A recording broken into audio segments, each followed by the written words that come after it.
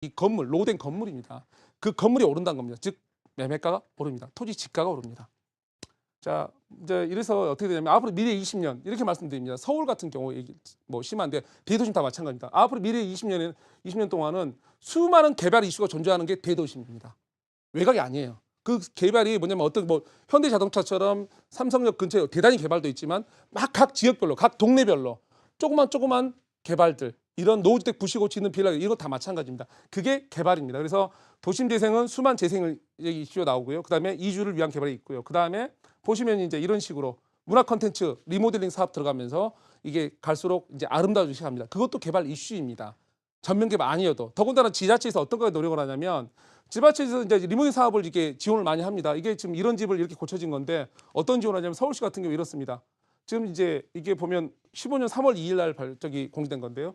저것 중 주택 개량 리모델링 사업을 지원하는 사업에 대한 내용입니다. 즉 지자체도 뭐냐면 이미 노후돼서 버리는 게 아니고 그 이제는 답을 내야 됩니다. 그래서 리모델링 지원 사업을 저렴 대출을 해주는 거거든요. 2%대 제출인데 막 제출을 합니다. 그래서 앞으로 노후 지역이 노지 않을 확률이 적고요. 오히려 노후 지역에 어떤 다른 식의 투자가 이루어져서 또 다른 식의 인구 유일해져서 그 가격이 오를 확률이 높습니다. 근데 그게 노후 지역의 건물가는 원래 감정가에서 없는 듯이 토지가 답이거든요. 그 토지 투자가 오히려 더 안전할 수 있습니다. 그런데 왜 제가 토지를 하면 이 도심의 토지 투자는 건물 투자를 하는 것과 똑같기 때문에 이렇습니다. 임대를 이용한 투자 이게 무슨 말이냐면 도시 아까 말씀드린 도시에는 맨 땅이 없습니다. 자 결론은 도심 토지자는 건물 가지고 투자를 하는 겁니다. 자 건물이란 건 뭐냐면 도시에는 거주민 또는 임차인이 있습니다. 사무실이 됐던 아니면 주택이 됐던 간에 즉 임대를 이용한 투자를 하게 됐습니다. 이러기 때문에 이게 주거 폭등이라든가 여러 가지 상황 임대료 상승하게 되면 안전성에서 더 훨 안전성입니다. 그리고 효율성에서 더 여기 투자금 대비 임대료를 이용하기 때문에 전세를 끼고 한다 생각하십시오.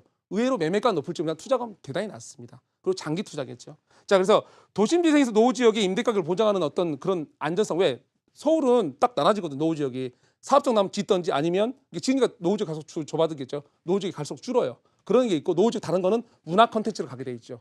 즉 그런 의미에서 이 임대 가격은 쉽게 떨어질 상황이 안 됩니다. 그래서 임대료형 투자고 이제 마무리 좀 지어보겠습니다.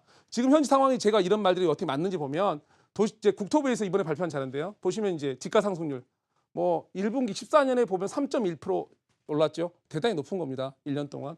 그리고 이제 보시면 뭐 이제 이거는 이제 공시지가 변동률인데 제가 서울에서 신사, 이태원, 강남, 홍대 뽑은 겁니다. 보시면 이렇습니다. 상당히 높죠.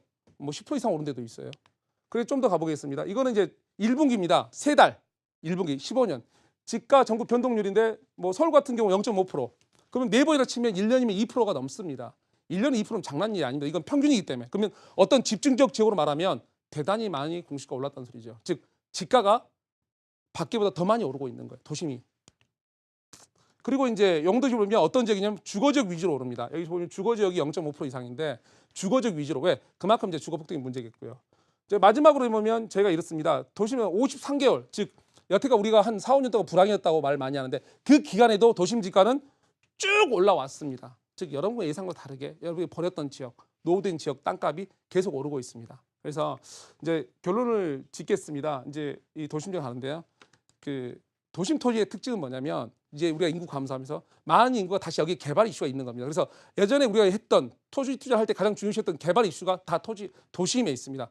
도심 중심으로 앞으로 투자하시고 그 투자가 절대 큰 돈 안 듭니다. 임대를 이용하십시오. 왜? 도심 투자는 건물이 있거든요. 그 두 가지 포인트 잡고 오늘 마무리하겠습니다.